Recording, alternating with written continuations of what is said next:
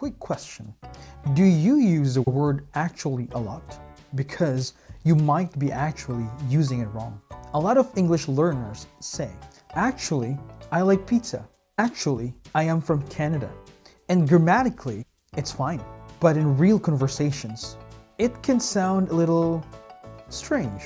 The word actually is usually used to correct someone or say something surprising. For example, I thought you didn't like coffee. Actually, I love coffee. Is he your brother? Actually, he's my cousin.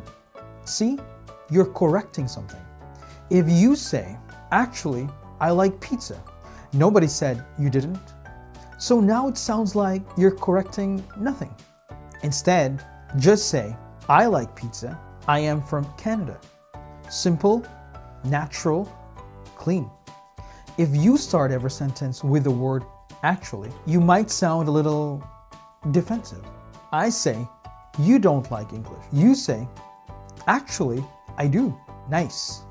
So remember, use the word actually when correcting something, not just randomly.